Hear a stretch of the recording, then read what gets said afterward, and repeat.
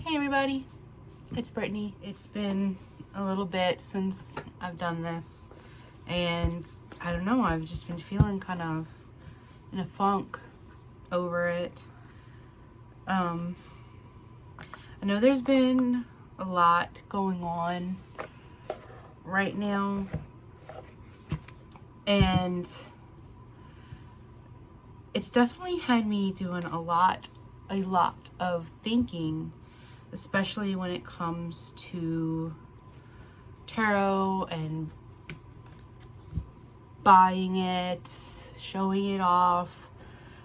And I know I started this channel because no one else in my life reads tarot or even completely understands what it is I do. So I just wanted to talk about it, talk freely and show off the things that I've been getting. And I don't know, it's a lot of fun. And I really wanted to figure out what it is about purchasing decks that I love so much, and that when everybody talks about like finding that soul deck or that perfect deck, and I think I realized what it is we're all searching for. And it has to do with the first time we picked up a tarot deck. Now, I'm saying we, but I'm really just speaking from my own experience, and maybe some of y'all out there completely understand. The first time I got a tarot deck was magical. My husband bought it for me for my birthday. It was the Everyday Witch Tarot. Let me get it for y'all. Let me remember where I put it. It's in here.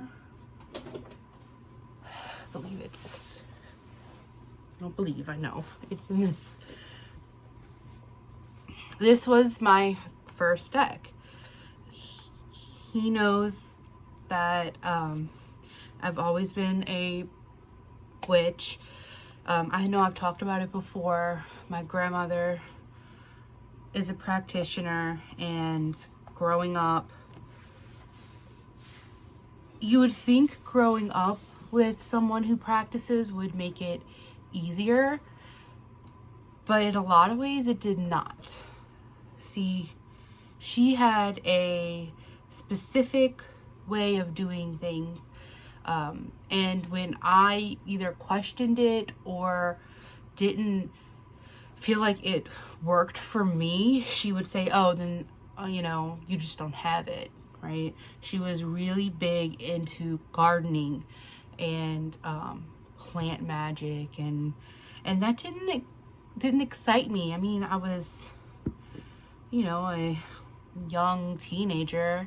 I did not want to go digging in dirt. That did not sound fun. I wanted to do the cool stuff, right? And she just felt like that meant that I didn't have it. So she was never very helpful when it came to the practice that I cultivated for myself, because it wasn't in the areas that she understood or was interested in. So I definitely had to make my own way about it. And tarot was always something she was completely against.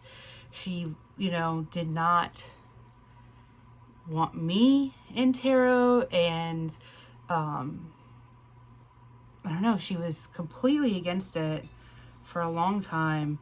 So I just stayed away from it, not really understanding.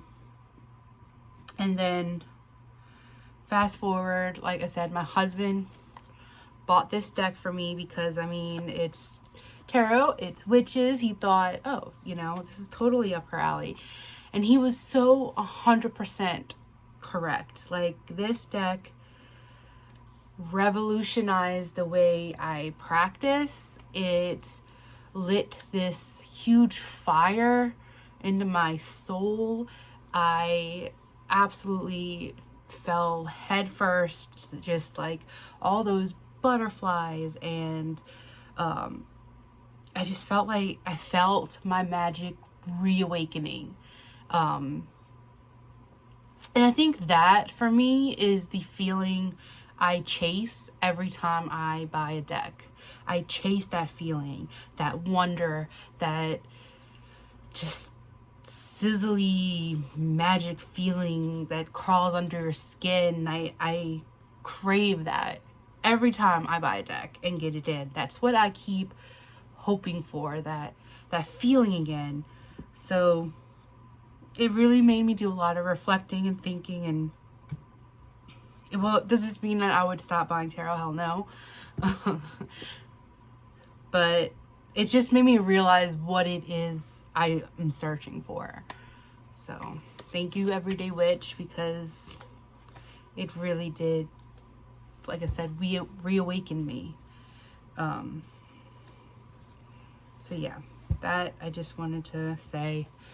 And it's kind of why I've been really silent on the channel for a few weeks. I've just been, I don't know, been feeling too much inward and not enough out projecting. So I'm here, I'm back. I wanted to talk because the full turn of events as well is that I've actually have been getting into herbs and doing more gardening. So take that, Grandmama.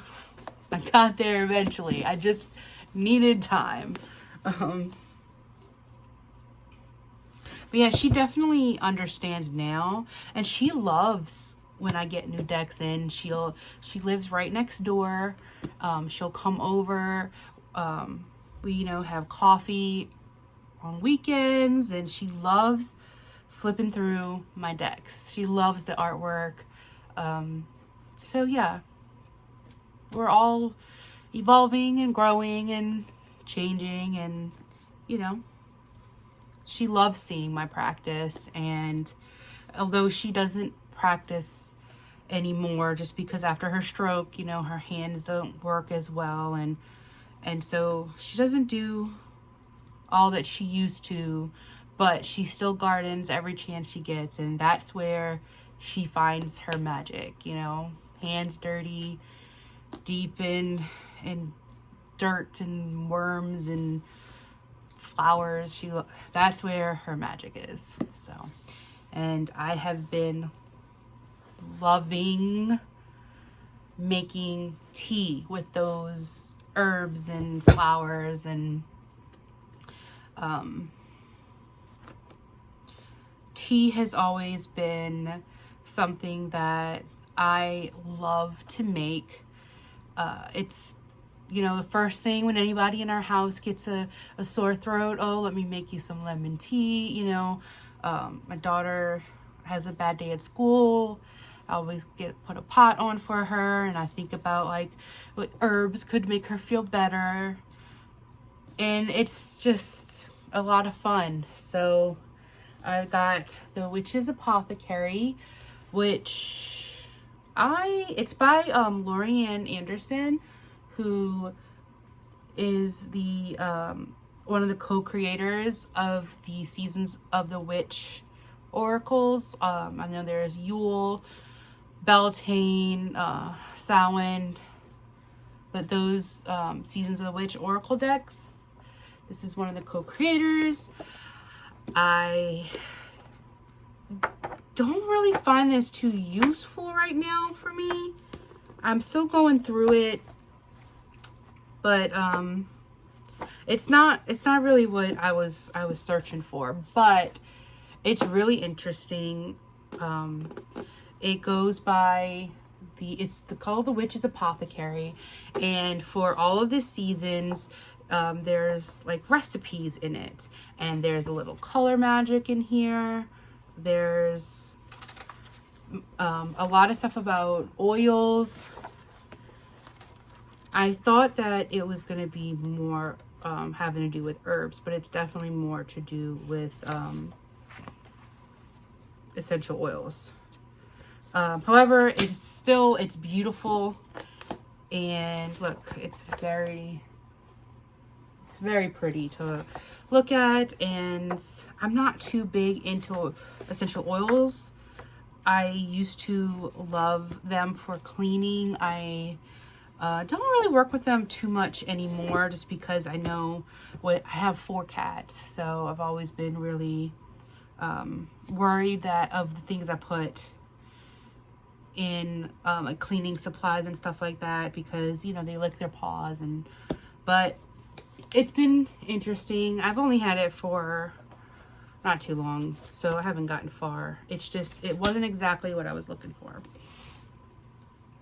I think I'm really trying to find something that's more like the Encyclopedia of Magical Herbs, but more based on ingestible herbs. But this I absolutely love and use all the time, and is so great. But you have to also do your own research as well, like you know, just to make sure you get a few references, especially when making tea, because you're going to ingest it to be safe. My absolute favorite is this Tea Magic. I still really love the Witch's Grimoire, a Tea Witch's Grimoire, but this book, the Tea Magic Compendium, gold. This is absolutely amazing.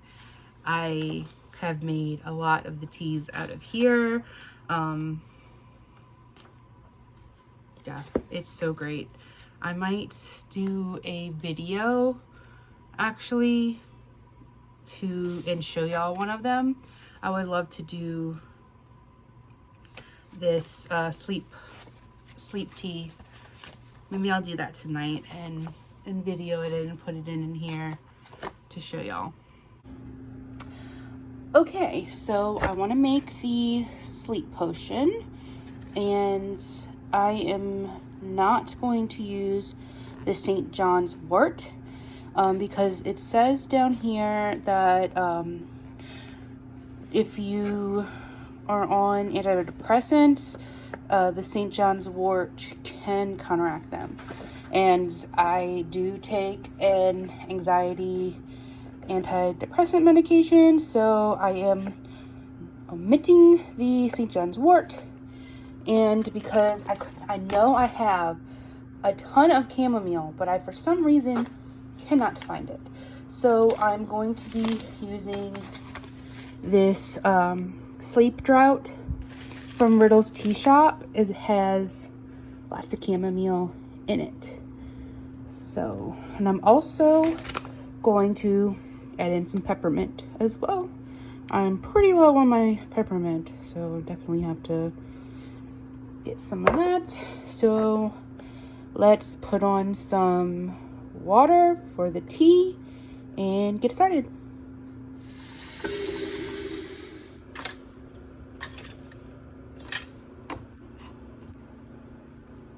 Okay, while the water is warming, I'm going to take my mug and my little steeper, and I found the smallest little star anise I could, and I'm gonna add that in, and with a half a teaspoon of the lavender,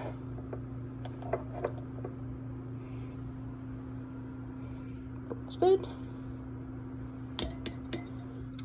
and a pinch of nutmeg.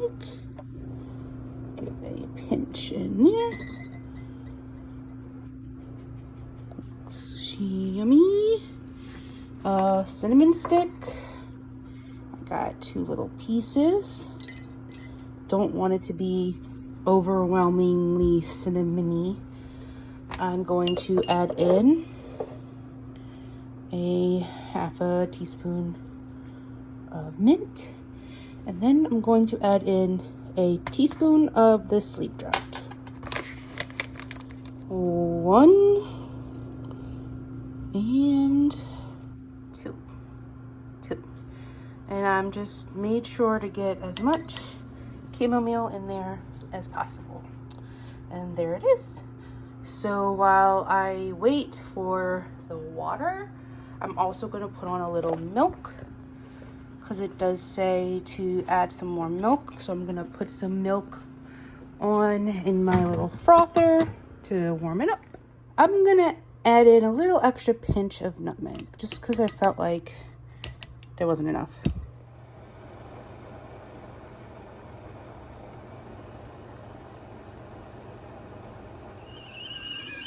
Yay!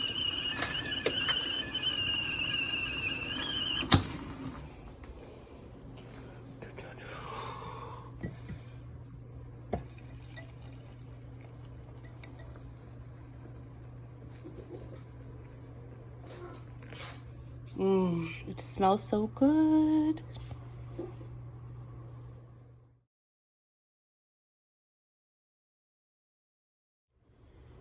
Okay, it steeped for 15 minutes. I took out the star anise because I'm going to use it in a spell bag for sleep time. I'm going to make a little sachet bag to go under my pillow. Just adding in the warm milk. I know, but I love mine to look more like a London fog. So let me just stir that up and enjoy. Cheers.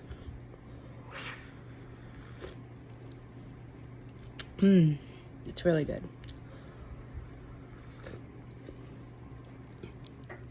So I also took out the cinnamon. I'm going to let them dry. And tomorrow I will add in some lavender and mint.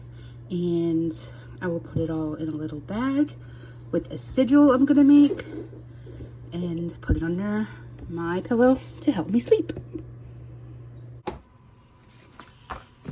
I've also just got this one from, I went to Barnes & Noble with a friend. We had an absolute lovely time just browsing and going through the aisles. I think we spent like 3 hours in Barnes & Noble. We stopped in at, because there's a,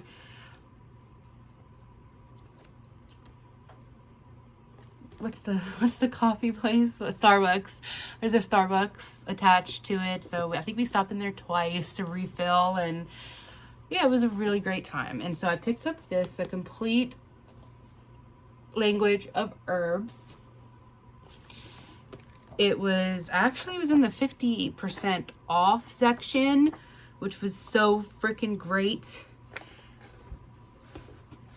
And let me see, it says it's 22, but I got it for like 13. No, like 12. It was like some change, whatever. It's awesome. I actually really love this because it has a little picture of each flower or herb next to it, and it has just a little write-up. It does do symbolic meaning and like possible powers. It has, it also has a little, if it's not safe to drink, which I like, that, meaning it's poisonous. And it also has a little like folklore and facts section, which I also really love.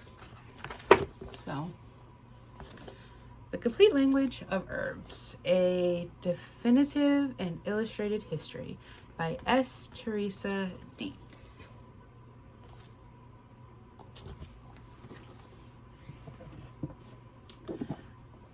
The next book, I don't know how I got onto the subject of books, but I'm just feeling super witchy, I guess, because I'm reading The House Witch by Delamock. This is a fantasy series. It's like a cozy fantasy series where you follow a house witch. His name's Finley, and he just got a new job working for a king and queen. He's their royal chef, and he is trying to keep it quiet that he's a witch, but he uses his knowledge and powers to kind of like help them and make meals that can, like, you know, comfort them and cure things. And it's really cute. It's really cute. My only real complaint is the pages are falling out, but you know, that's on Amazon. See, the pages just started coming out of it, which was really sad because I started it at jury duty. I had jury duty and I got 150 pages in, but yeah, that is The House Witch. The other books that I've been reading are on my Kindle. I've read 3 books. The one that I'm on right now is the newest, like, Ruby Dixon. I'm obsessed, and I'm not sorry about it. That is the one I started last night. I read her other book a few days ago. I'm almost done Priory of an Orange Tree that I've been reading for, like, my book club. I'm trying to remember the other book I've read.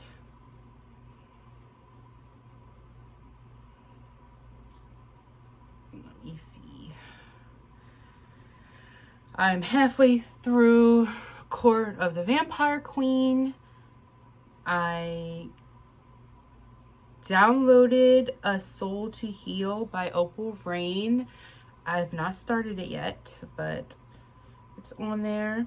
And for Audible, I'm almost done with Priory of Orange Tree, and once I finish, I have the first Mistborn series. This Mistborn book. I'm gonna start that series. So that's what I'm doing on my Kindle. And I think that is all of the books that I've been reading, working with, looking through, playing with.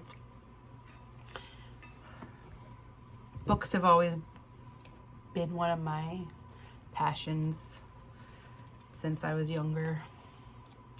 I guess I'm just gonna talk about all the things that, like, bring magic into the mundane. Maybe that's what I'll name this, but is knitting. I love to knit. It started when my daughter was 2 years old and she got really, really sick with the flu. That was the year that we usually always get our flu shots, and that year the doctor did the nasal one for her instead, and she ended up with the flu. Come to find out, the nasal one did not work, obviously. And she was laying in bed for over a week, just absolutely exhausted. Like, she could barely lift her head up. It was very scary. And all she wanted was for me to be right next to her. So I was stuck in bed for a week, laying next to my daughter, and I needed something to do. And I think it was like scrolling through YouTube, and I found a like random video of a knitting channel, and I was so amazed at these beautiful garments that they were showing off, and I was like, oh my gosh, yarn can do that.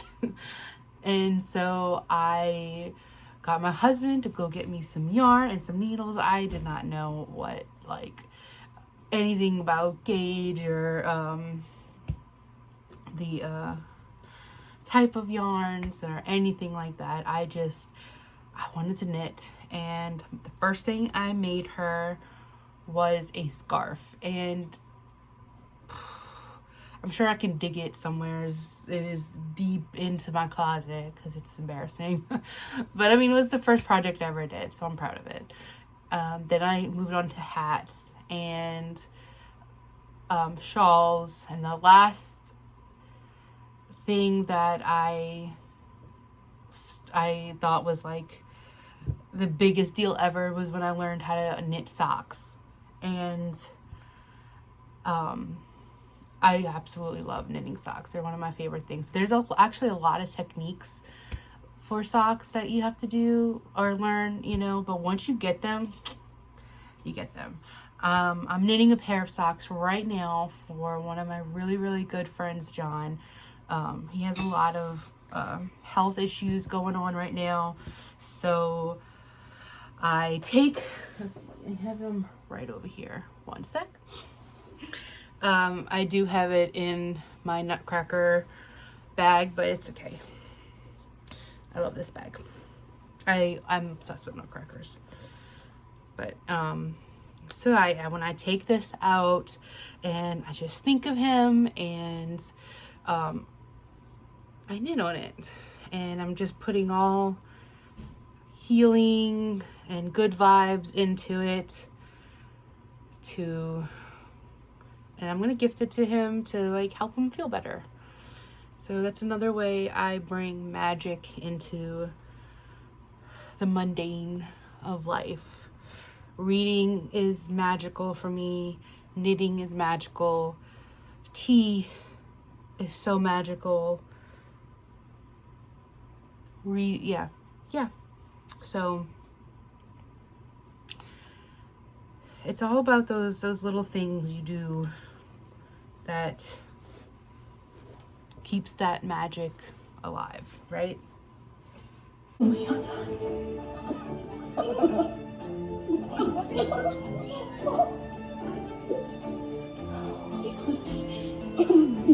you ready? Or shall I dress you first? I think better to dress me after. Yes. Good luck.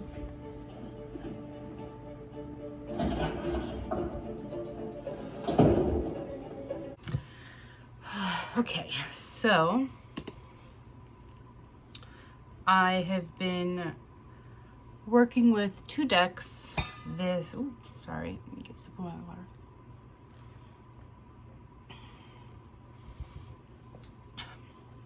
I have been working with 2 decks this month. One is, it's this little oracle. It came in like a really kind of big box. I don't remember where I put the box.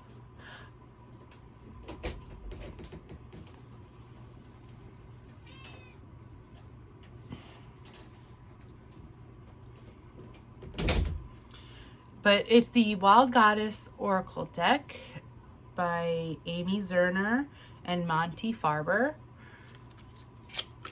It is like an archetype deck. It's a bit collage-y. The cardstock is atrocious, but I have been enjoying it. For each card on the back, there's a little, so for the Guardian, take time to become aware of and prepare for all contingencies by making your home base secure so you feel safe and protected. I've been pulling 1 card a day at work and putting it up on a little stand. I should do this like you can see what I'm doing. I put it up in a little stand to look at, and yeah, I like it. It's just a little message. I pulled this one like twice actually. The Escapist fits me perfectly. You or someone you care about may seek refuge in escapist behavior when faced with limits, difficulties, or sorrow of some sort. I'm always trying to escape But yeah, so it's nice. It was not an expensive deck at all. However, it's not great quality, but I really enjoy the messages, and I really do love the artwork on it. I believe these are the creators of the Enchanted Tarot. Yeah, I'm pretty sure. And the only other deck that I have been slowly working with is the Nameless one. My husband got this for me for Mother's Day, but he came in and he gave it to me early, like 3 weeks early. So I have, so this deck, one, it's absolutely gorgeous, but huge. It is huge. This deck is really big. It is insanely hard to shuffle. You have to even shuffle it. I shuffle it like this because I cannot. Look at that. Oh. And it's very thick. I have the Oracle separated from the tarot while I learn this deck. A few things about it. One, it is very pricey, especially if you want to get the grimoire that goes with it. Two, the quartz are, okay, so it's the Nameless one is a sigil-based deck. I thought I was gonna have a lot of like work that I'd have to do with the deck, as in like understanding what card I'm even looking at, but I actually found that pretty easy. Like look, the Three of Cups. It's not hard at all to know which card you're looking at. I think this is a 7. But 7 of Cups. But yeah, I'd actually find that very intuitive. I love working with sigils. It's another thing that I use all the time in Mundane. I will make sigils, and like I'll do protection sigils and draw them underneath my like mats or rugs in the house. I stick them under like my keyboard, my desk. I put them under my coffee pot. I use sigils all the time. I love making them. I'm a huge doodler, and so I feel like sigils and doodling are perfect combination. So that's why I really was very intrigued with this deck. Leave that Strength card. So yeah, it's I thought it was going to be a lot more work than it is, but it's not. It's actually pretty intuitive, except for when it comes to the quartz. I find the quartz very confusing.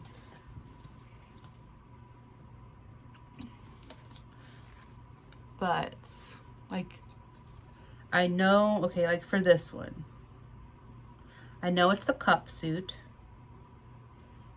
I can see that. But I want to say this is the Page, actually. I'm pretty sure that's the Page of Cups. Maybe I'm not as bad. Which is another one? Okay, so like this one.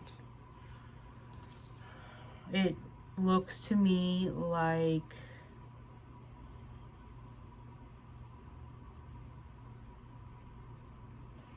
I got nothing. I'm sure it's wands, but other than that, I have no idea. So I do find the quartz to be really confusing and not too easy. But the guidebook it comes with is pretty helpful. It has a full-on colored page, so you know which one you're looking at. So like, let's see what this one was. Let's see if I was even right that it's wands.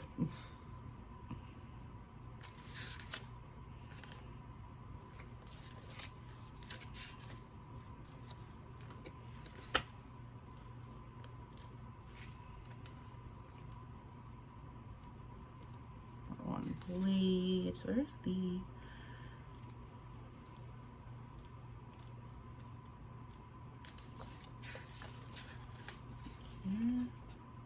Oh, it's the King of Wands.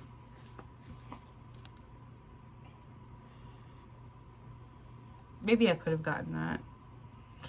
But yeah, that's the only thing that's been really tripping me up. I have loved working with the Oracle more because I just feel like I can be a little more intuitive with it. These are the Oracle cards. So it's a 78 card tarot and then a 30 card, or I'm pretty sure it's a 30 card Oracle.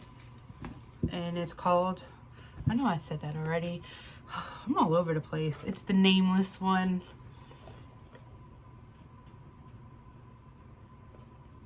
It's from the same creator as the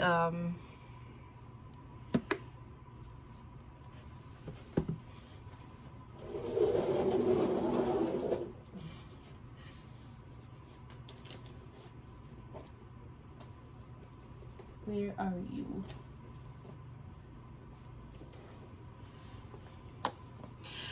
The Children of Litha. It's from the same creator as this beauty. So I felt like it was going to be this big like study deck, you know, but it actually hasn't been. I've been enjoying the artwork. Very simple but beautiful. I mean, very beautiful. I have really loved the messages. I love the sigils. I feel like this little guidebook is all you really need for this deck. I don't think that while the grimoire is impressive and huge and has so much in it, I don't find it very practical. Let me show you. One, it's, oh my god, it's so freaking heavy. And you can tell, oh god, it's heavy. You can tell that a lot of work went into this because it's absolutely magnificent. It is gorgeous. Hello, Charlie.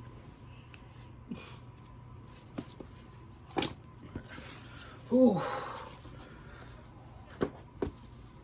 There's so much. Okay. There's so much into it. The shape is weird. It's very clumsy in your hands. But it lays really nicely. And there's so much more to this than just about the Oracle deck. There's a lot about sigil work. There's, oh gosh, there's candle magic. There's crystal magic. There's like daily magic. There's zodiac signs, planets. She also puts out all of the sigils here to make it easy to trace.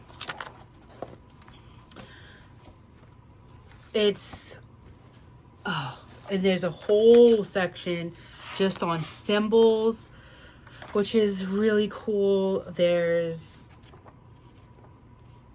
I can't knock, it's absolutely gorgeous. However, I don't think you need this in order to work with the deck at all. But yeah, it's very expensive, and it is not something I would have bought for myself. But my husband, such a sweet man, knows he's so good. He's so incredible with gifts, and he's always very thoughtful about them. And he's knew that I'd wanted this for a while, and how much I work with sigils, and yeah, he got this for me. So I'm really grateful and thankful for that. But I think this little book works excellent. So the grimoire is not necessary, but the quality is phenomenal. It is beautiful. It's just extremely heavy. And there's so much in this book. But let me just show y'all. First, this is the tarot all together. Not with the oracle, just the tarot. Look at that. It's not, I can't even hold it. So shuffling is out. Even shuffling it this way is too hard to get my hands. It's uncomfortable. So I have to shuffle it like this.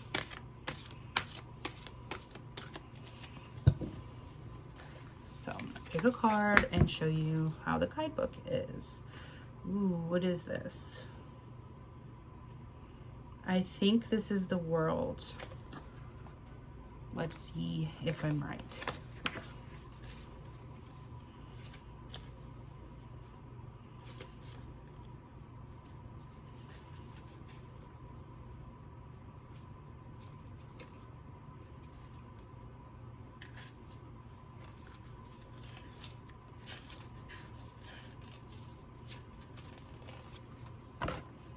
I'm wrong. Okay, so let's find this. I just thought it was a world because I saw like the snake eating. Maybe it's the let's see. Maybe it's the Wheel of Fortune. Is it the Wheel of Fortune?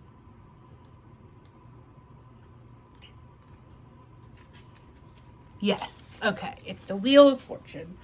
That's on me.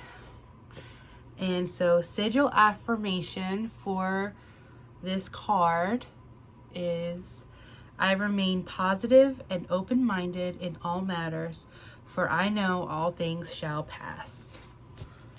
See, it has a whole beautiful colored page, the sigil up at the top,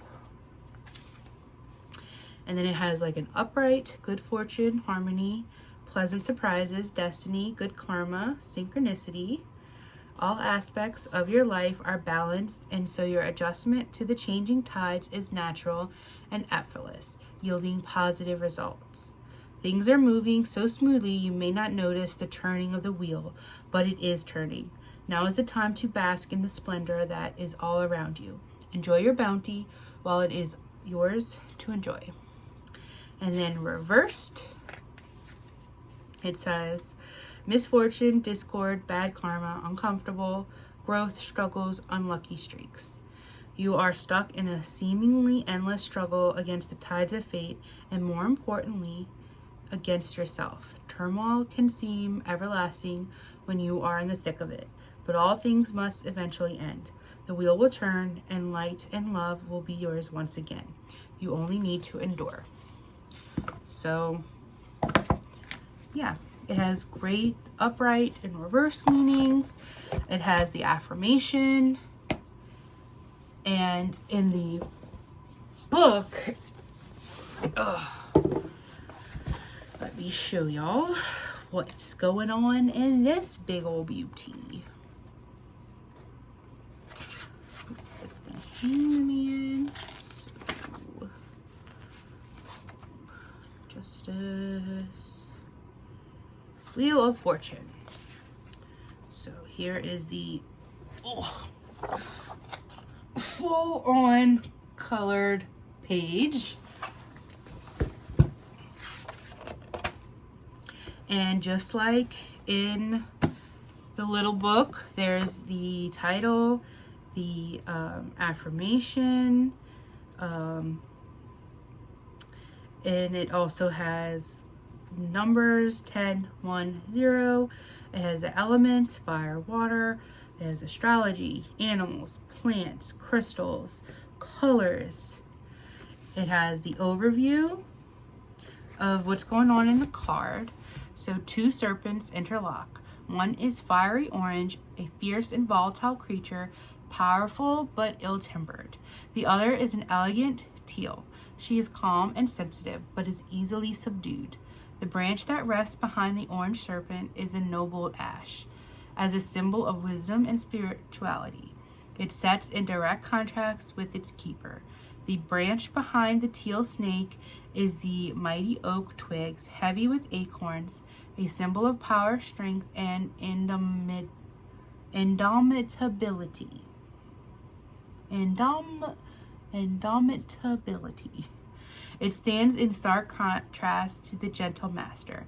Together, these opposing powers turn the wheel of fate. Their constant pushing and pulling perpetuate the energy through neither realizes the extent. Though, oh my God. Their constant pushing and pulling perpetuate this energy, though neither realizes the extent of their influence. And then it has the upright and reversed. And then all about the sigil. And then all of the symbols. So it has a symbol, has to do with, you know, what snakes symbolize. The ash tree branch, the oak tree branch, and all of the colors that she talks about. So it does give you a lot of information.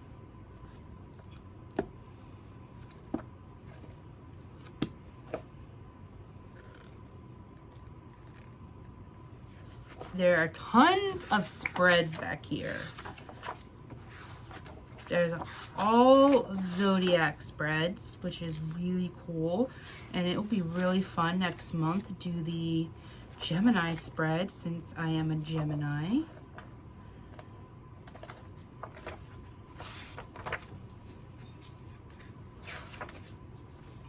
What else does it have?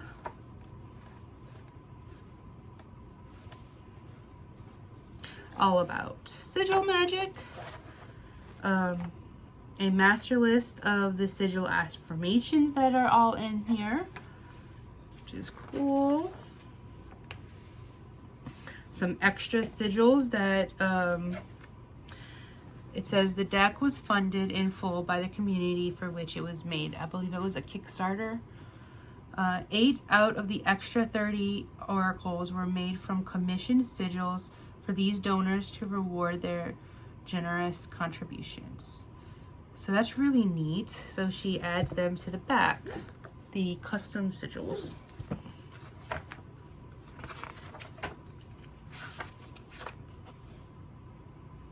Magical correspondences, astrological correspondences, planets, zodiac. It's a ton of information.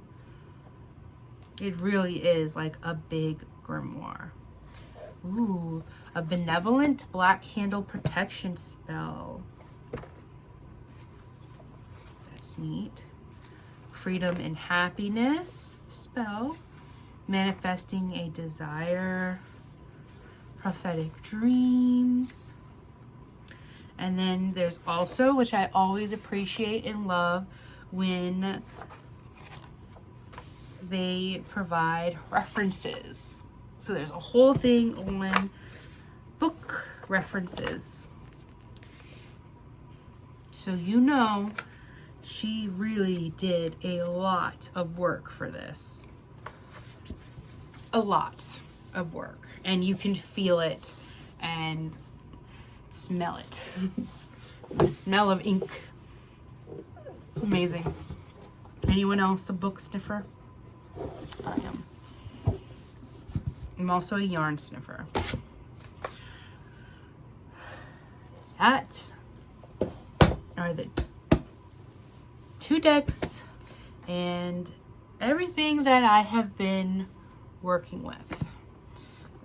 Other things that I've been doing this month, if anyone was curious, is playing a lot of video games.